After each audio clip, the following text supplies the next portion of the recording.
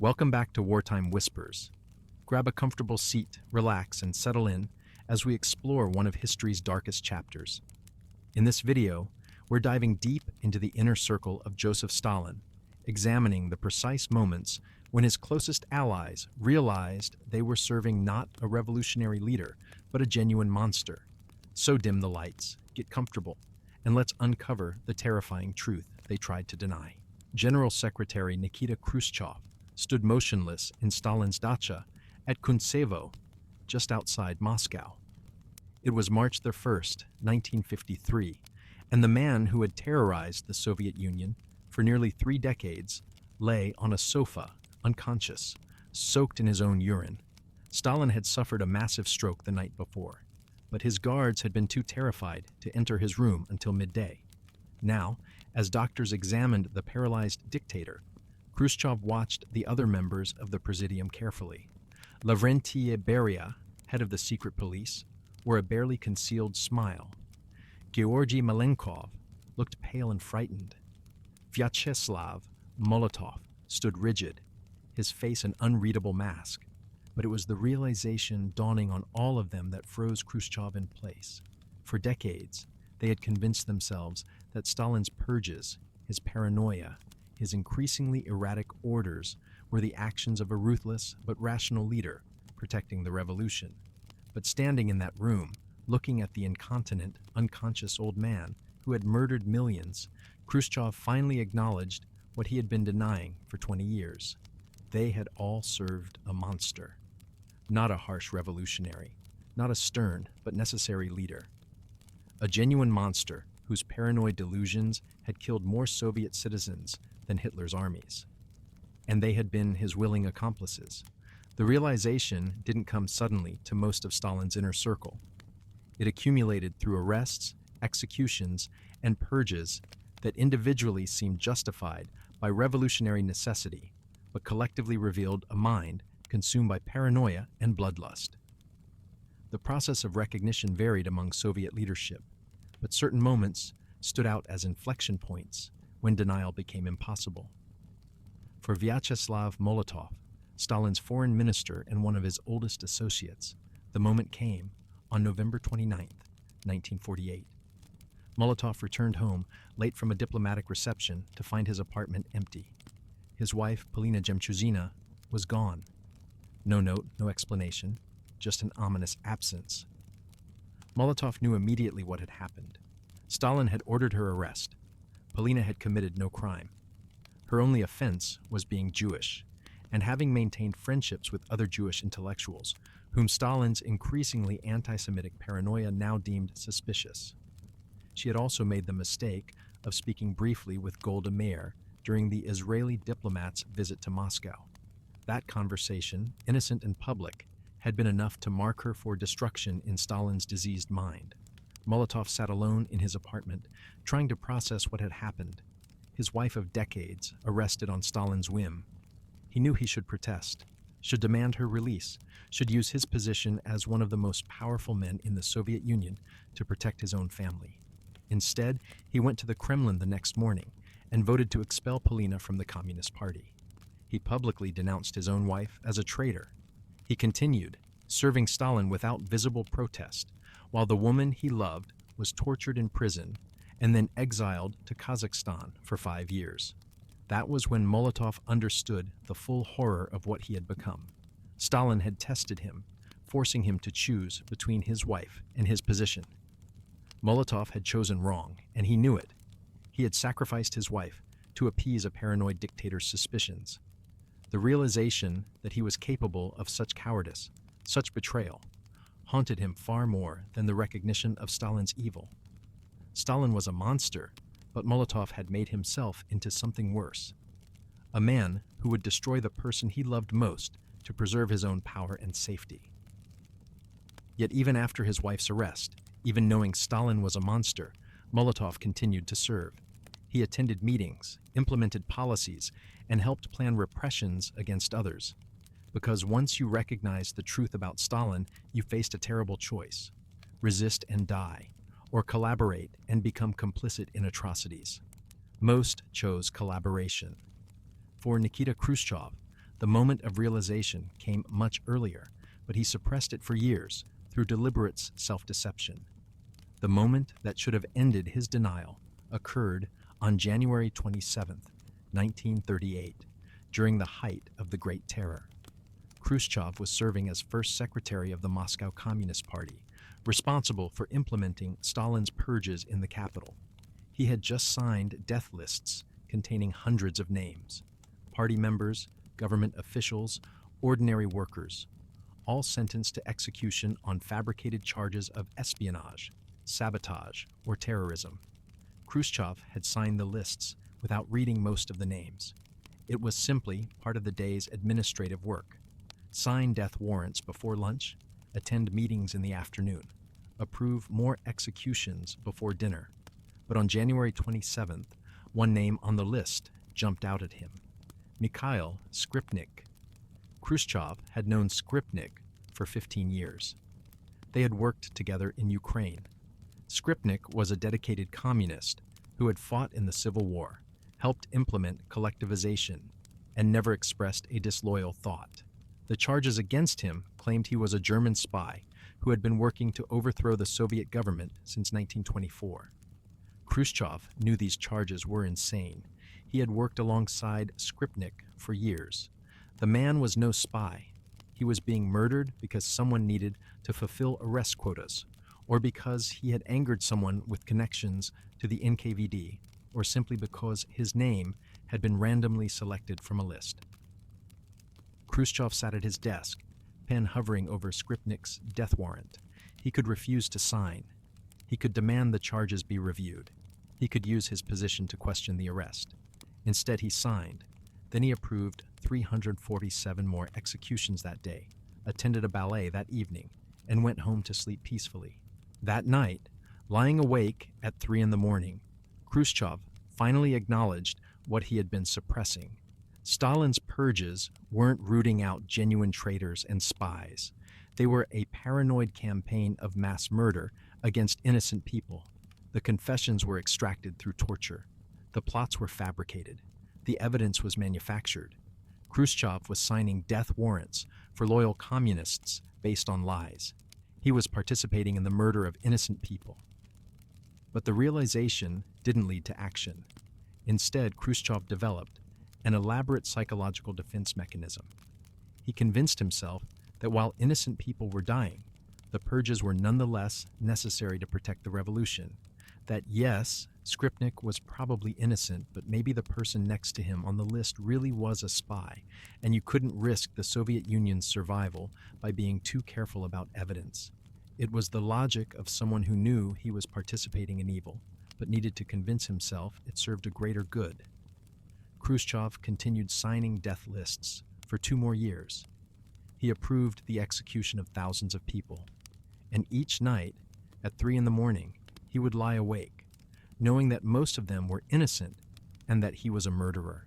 The cognitive dissonance should have been unbearable, but humans have an infinite capacity for self-deception when the alternative is confronting their own moral culpability. Lavrentiy Beria's moment of recognition was different because Beria was a psychopath who understood Stalin's evil from the beginning and didn't care. Beria became head of the NKVD, the Soviet secret police, in 1938. He was appointed specifically because Stalin wanted someone who would implement mass murder efficiently without moral qualms. Beria delivered. Under his leadership, the NKVD perfected industrial-scale execution. Prisoners were processed through interrogation, torture, confession, and execution with factory-like efficiency. Beria personally supervised torture sessions, participated in interrogations, and signed execution orders while eating dinner. But even Beria had a moment when Stalin's paranoia became too insane to ignore. It came on January 13, 1953, when Stalin announced the doctor's plot. The dictator claimed that a group of mostly Jewish doctors had conspired to assassinate Soviet leaders through medical malpractice.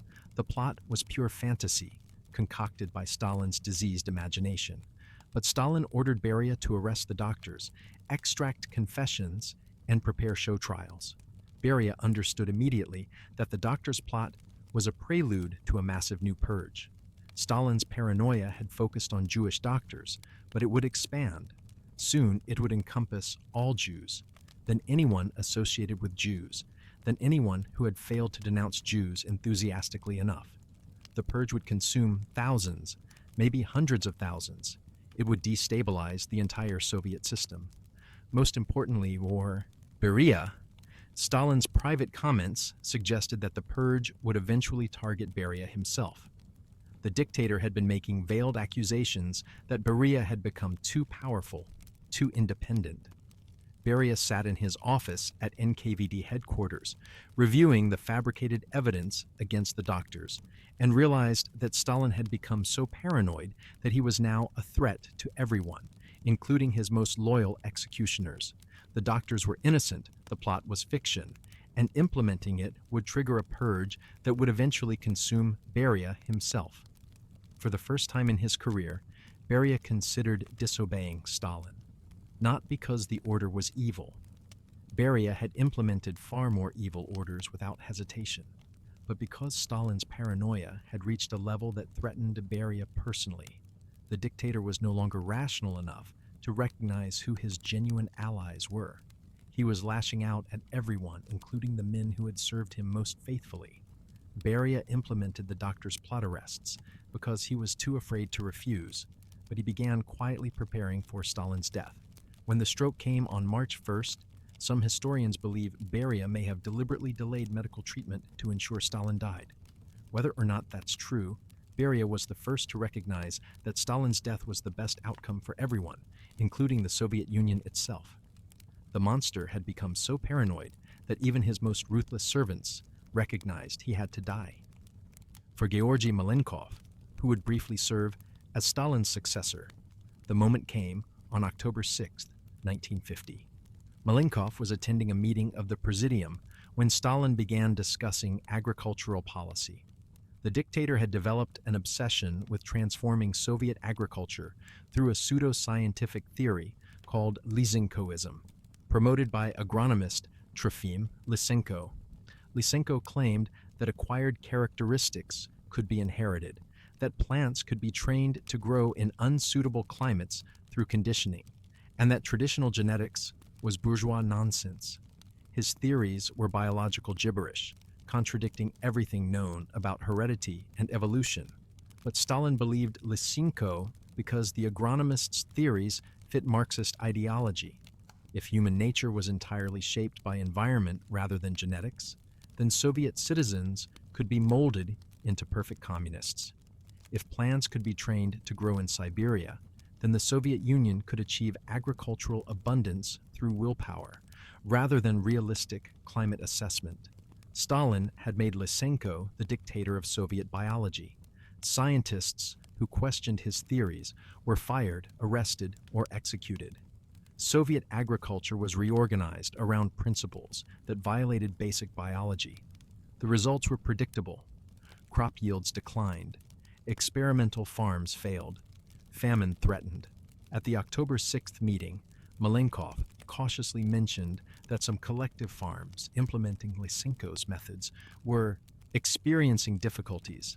He didn't directly criticize the theory. He simply noted that practical results weren't matching predictions. Stalin exploded. He screamed that Malenkov was a saboteur, a tool of Western geneticists, a wrecker trying to undermine Soviet agriculture. The tirade lasted 30 minutes. Stalin accused Malenkov of being a spy, threatened to have him arrested, and only gradually calmed down when other Presidium members rushed to denounce Malenkov's dangerous deviation. Malenkov sat frozen, terrified, as the man he had served for decades threatened to kill him for mentioning observable facts about crop failures. That was Malenkov's moment of clarity. Stalin wasn't just ruthless or paranoid. He was detached from reality. The dictator had convinced himself that Soviet ideology could override biology, that willpower could change genetic inheritance, that observable failures were caused by sabotage rather than implementing theories that violated natural law. When reality contradicted ideology, Stalin declared reality traitorous. But recognizing Stalin's insanity didn't lead Malenkov to resistance. it led to more complete submission. He spent the next meeting praising Lysenko's genius and denouncing genetics as Western propaganda. He approved policies he knew would fail. He became complicit in agricultural disasters that would contribute to food shortages for years. Because once you recognized Stalin was insane, you had two choices: resist and die, or enable his delusions and hope to survive. Marshal Georgy Zhukov, the Soviet Union's greatest military commander, had his revelation on August 8, 1946. Zhukov had led Soviet forces to victory over Nazi Germany. He had commanded the defense of Moscow, the breakthrough at Stalingrad, and the final assault on Berlin. He was a genuine war hero, beloved by soldiers and respected internationally. Stalin hated him for it. The dictator couldn't tolerate anyone receiving credit for victory. Soviet propaganda had to present Stalin as the genius who won the war, with generals merely implementing his brilliant strategy. The reality was that Stalin's military incompetence had nearly cost the Soviet Union the war in 1941, and only the sacrifices of millions of Soviet soldiers and the skill of commanders like Zhukov had achieved victory despite Stalin's bungling. On August 8th, Zhukov was summoned to Stalin's office. The dictator informed him that he was being removed as commander of Soviet ground forces and reassigned to command the Odessa military district, a prestigious demotion removing him from Moscow and real power. The reason given was that Zhukov had become too proud, too popular, and was taking credit that belonged to Stalin. Zhukov tried to defend himself, pointing out that he had never claimed personal credit for victories, had always attributed success to Stalin's leadership, and had served loyally throughout the war. Stalin dismissed his protests. The dictator explained that the problem wasn't what Zhukov had said or done. The problem was that other people gave Zhukov credit. Soldiers talked about Zhukov's brilliance. Foreign leaders mentioned Zhukov's name. The Soviet people associated victory with Zhukov rather than Stalin. That was unacceptable. Zhukov left Stalin's office, understanding that loyalty meant nothing, competence meant nothing, service and sacrifice meant nothing. Stalin demanded not just obedience, but also that no one else receive recognition for anything. The dictator would rather harm the Soviet military by removing its best commander than tolerate anyone else being praised. It was the logic of a paranoid narcissist who cared more about his own glory than national security. But Zhukov accepted the demotion without protest. He went to Odessa, commanded a military district far from power, and waited, because he knew that protesting would mean arrest, torture, confession to fabricated crimes, and execution. The Soviet Union's greatest general could either accept unjust demotion or die. He chose to survive. The or most tragic moment of recognition came for those who realized the truth early, but convinced themselves they could change things from within. Nikolai Bukharin had been one of the original Bolshevik revolutionaries, a close associate of Lenin, and a leading communist theorist. By the mid-1930s, he understood that Stalin was destroying the revolution. The purges were murdering loyal communists. The forced collectivization had caused famine. The terror was creating a police state worse than Tsarist Russia. Bukharin believed he could oppose Stalin politically, could rally other old Bolsheviks to restrain the dictator's excesses, could save the revolution from the monster who had hijacked it. He was arrested on February 27, 1937. The charges were absurd. Bukharin was accused of plotting to assassinate Lenin back in 1918, of being a German and Japanese spy, of organizing sabotage throughout the Soviet Union, and of planning to restore capitalism. Every charge was fiction. Bukharin had been one of Lenin's closest associates. He was a dedicated communist who had never worked for foreign intelligence. The accusations were so ridiculous that Bukharin initially believed he could prove his innocence. He would explain to Stalin that this was all a mistake. They would review the evidence together. The dictator would realize the NKVD had arrested the wrong person. But during 13 months of imprisonment, interrogation, and psychological torture, Bukharin finally understood the full scope of Stalin's system. There was no justice. There was no review of evidence. There were no mistakes being corrected. Stalin knew the charges were false. The NKVD knew Bukharin was innocent. The entire system knew the trials were show trials, and the confessions were coerced. None of it mattered. Stalin had decided Bukharin needed to be destroyed, so he would be destroyed. The form of justice would be maintained, while its substance was discarded entirely. Bukharin's moment of absolute clarity came during his final trial in March 1938. He stood in the dock, delivering a confession he had been tortured and threatened into making. The confession admitted to impossible crimes. It described plots that never existed. It took responsibility for industrial accidents that were either fabricated or caused by incompetence and poor planning. Bukharin spoke the words, playing his assigned role in Stalin's theater of terror, while knowing that everyone involved understood it was fiction. The prosecutors knew the confession was false. They had written it themselves. The judges knew the charges were fabricated. They would convict anyway.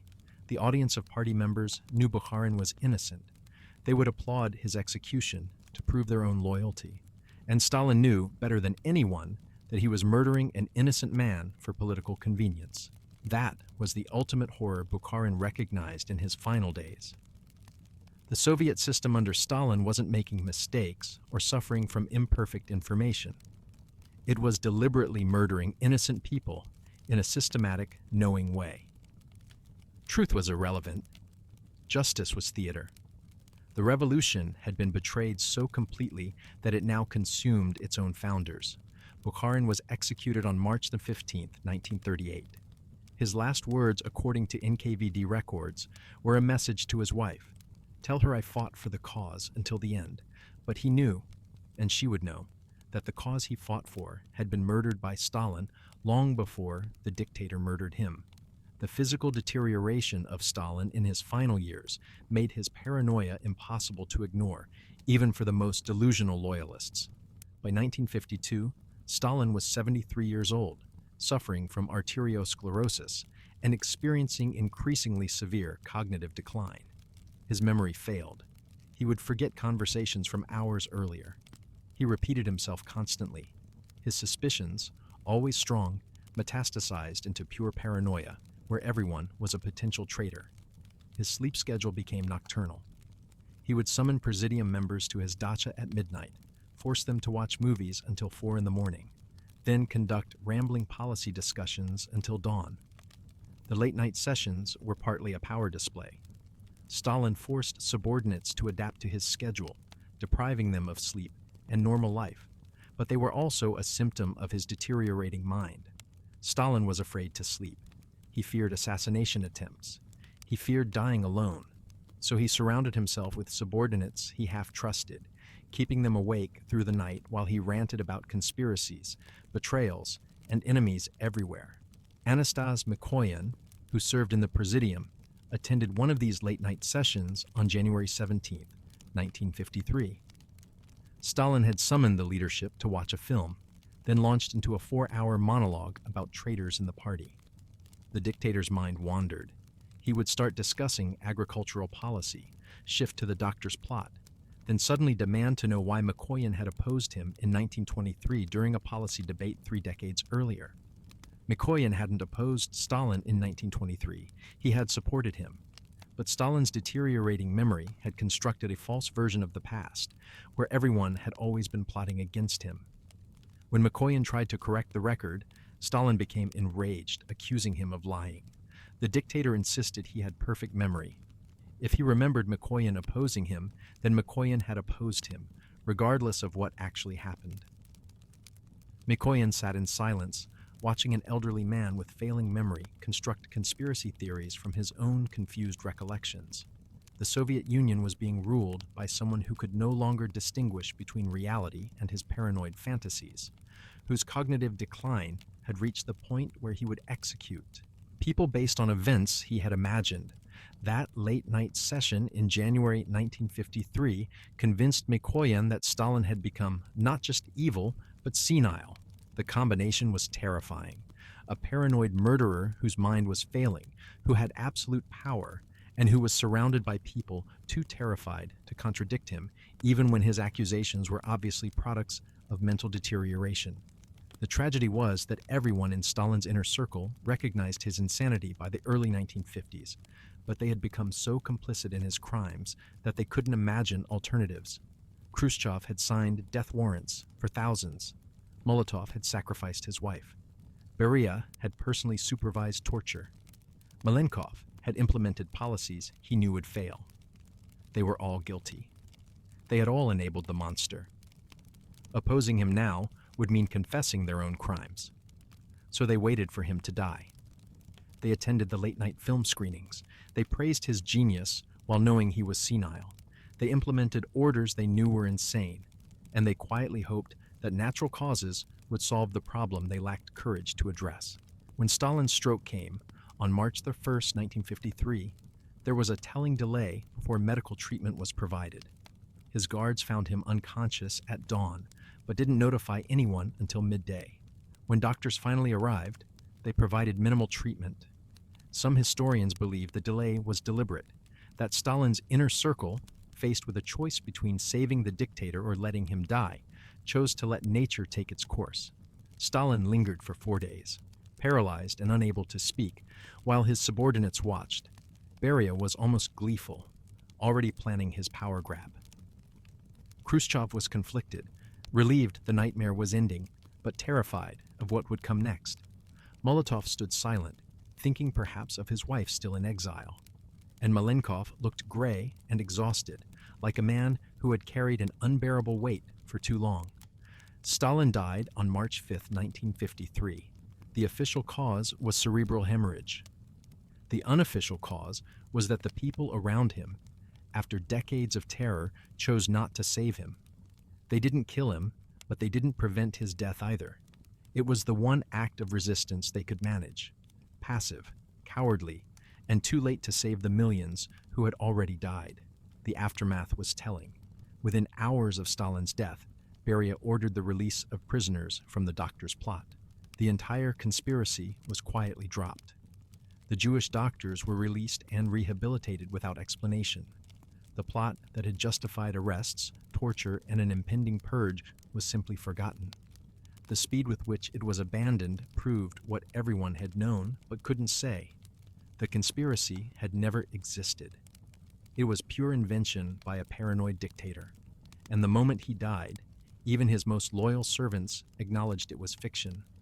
Khrushchev's secret speech in 1956, 3 years after Stalin's death, was his attempt at confession and redemption. Standing before the 20th Party Congress, he detailed Stalin's crimes: the purges of loyal communists, the torture and forced confessions, the cult of personality that had elevated Stalin above the party and the people, the military incompetence that had nearly lost the war, the paranoid accusations against innocent people. The speech shocked the assembled party members, but it was carefully calibrated. Khrushchev denounced Stalin's crimes against party members, but not his crimes against ordinary Soviet citizens. He criticized the purges of the 1930s, but didn't mention the forced collectivization that caused famine killing millions. He attacked the cult of personality, but didn't address the fundamental problem that the Soviet system had allowed one man to gain such absolute power. Most tellingly, Khrushchev didn't confess his own role. He presented himself as a loyal communist who had been forced to implement Stalin's orders. He didn't mention the death lists he had signed, the arrests he had approved, the times he had known orders were insane, but implemented them anyway.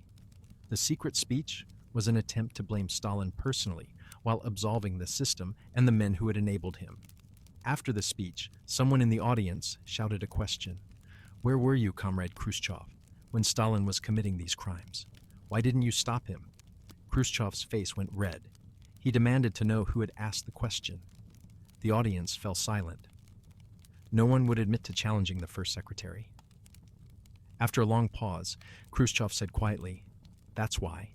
That silence you just showed. That fear of identifying yourself. That's why we didn't stop him." It was the most honest thing Khrushchev ever said about the Stalin years. They had all known. They had all recognized the insanity, the paranoia, the evil, but they had been too afraid to act, too complicit to resist, too invested in the system to destroy it. And so they had served a monster, signed death warrants, implemented purges, and betrayed everything they claimed to believe in, because the alternative was to become victims themselves. Molotov never fully acknowledged Stalin's evil. After Khrushchev's denunciation, Molotov defended Stalin publicly, calling him a great leader who had made some mistakes. He refused to admit that the man who arrested his wife was a paranoid murderer. To do so would require admitting that Molotov had sacrificed his wife for nothing, that he had betrayed her to serve evil rather than necessity. That was a realization Molotov couldn't bear. So he spent his final decades defending Stalin, rewriting his own memories, and pretending that the monster had been a misunderstood genius. It was the ultimate act of self-deception from a man who had recognized the truth but couldn't live with it. Beria never had the chance for reflection or redemption. He was arrested in June 1953, 3 months after Stalin's death, charged with treason and crimes against the state. The charges were partly legitimate.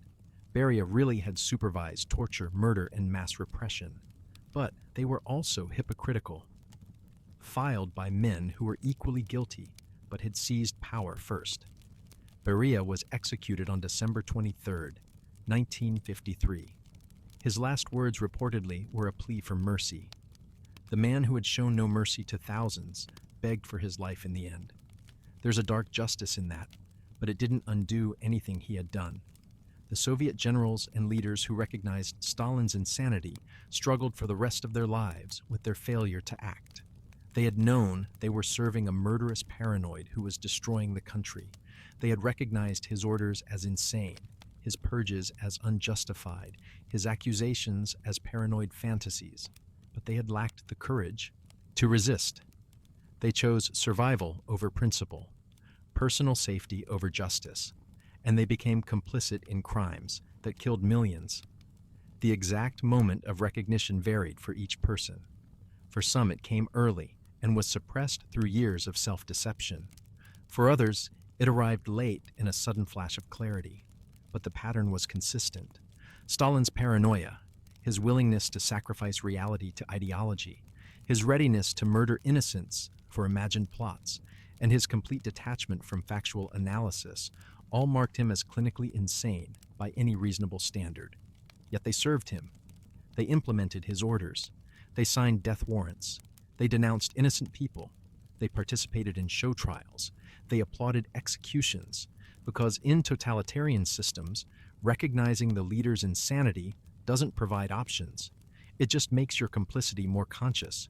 You know you're serving evil, and you do it anyway, because the cost of resistance is too high. That was the ultimate tragedy of Stalin's inner circle. They weren't true believers who thought they were serving a higher good.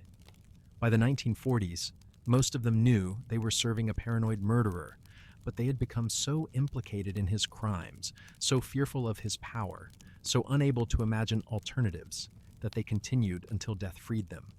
Not his death through resistance, his death through natural causes that they were too cowardly to hasten and too compromised to prevent. General Secretary Nikita Khrushchev stood motionless in Stalin's dacha at Kuntsevo on March 1, 1953, watching the unconscious dictator and finally admitting what he had denied for 20 years. He had served a monster. He had enabled evil. He had sacrificed principle for power. And recognizing that truth changed nothing because he had recognized it far too late to matter. The millions were already dead. The crimes were already committed. And Khrushchev, like all of Stalin's enablers, would spend the rest of his life trying to convince himself that he had been a victim of circumstances, rather than a willing participant in one of history's greatest nightmares. The exact moment of recognition varied, but the failure to act remained universal.